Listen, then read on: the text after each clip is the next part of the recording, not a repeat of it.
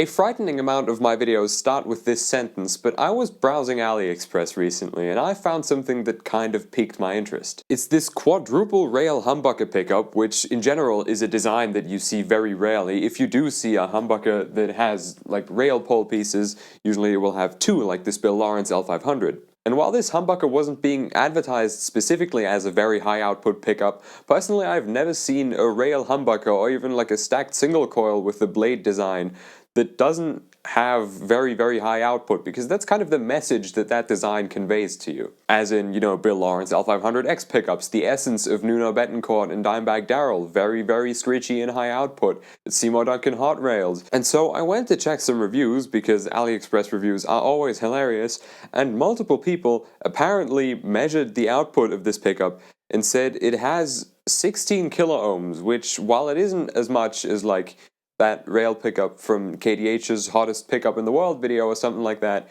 it is hotter than a Damasio Super Distortion pickup, which I chose that one in particular because it is called a Super Distortion, so you would figure that it is quite high output. Now I know that using DC resistance as a marketing term for something to be high output is kind of inaccurate and ignorant, and that's why pickup companies don't list that on their websites usually. Like, that resistance only occurs when there's like 0 hertz, which is only when your guitars is turned off. I'm not an electrician at all.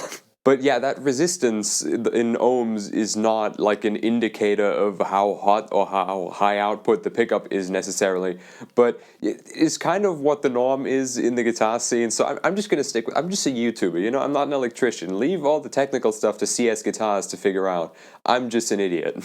Anyway, here it is. It was packaged about as poorly as any AliExpress product I've ever purchased. Also, there's just kind of a bunch of colorful wires on it, which is always the fun part about buying guitar electronics on AliExpress, is that the wires, like when you buy a Seymour Duncan pickup, when you buy a Fishman pickup, when you buy any real brand name pickup, it'll come with a wiring diagram, or they'll have something on their website, and the wire colors are always, they always mean the same thing, and they always go in the same place. This is the ground color, this is like the hot wire color, you know, all of that. With these pickups, it's just kind of take a guess. Now, of course, we're going to need a referee for the output and also just the general tone of this pickup, so we are going to use the best referee that I have for a rail pickup with very high output, which is this Bill Lawrence L500X pickup. But I'm of course not going to desecrate this beautiful early 90s Washburn N2, so instead I'm going to put the AliExpress pickup into this cheap Paul Gilbert Ibanez, because I don't feel bad desecrating this thing, since I basically bought it mainly as a mod platform anyway.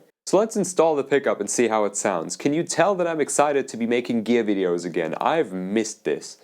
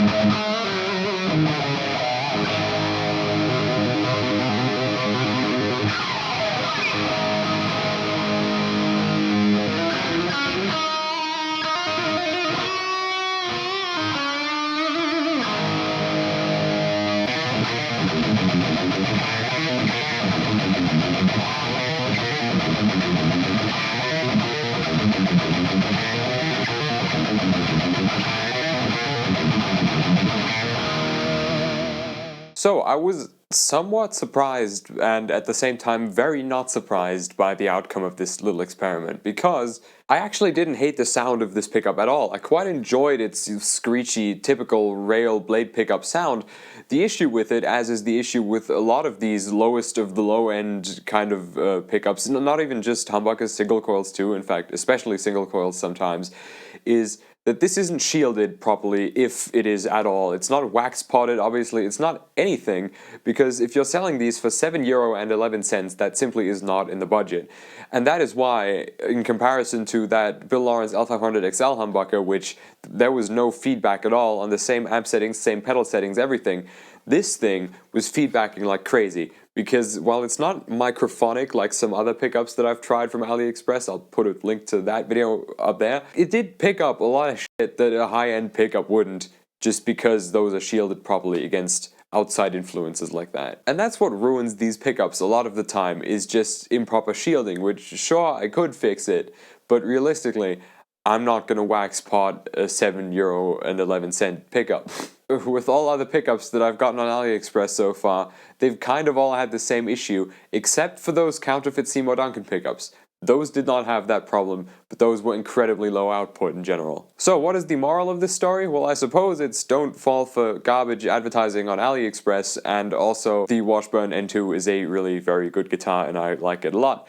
So, thank you for watching. Big thanks to all of my Patreon members. Their names are right here. The red ones are subscribed to the $11 tier. You can become a patron too for the low price of $1.90 a month. Link in the description for all of these wonderful benefits. You can subscribe somewhere down here. You can watch my most recent AliExpress gadgets video somewhere up here. And also around here I'll put the last AliExpress pickups video that I did, or the only one. Social media link, merch links in the description. I'll see you around. Leave a like, hit the bell, subscribe, leave a comment. Goodbye.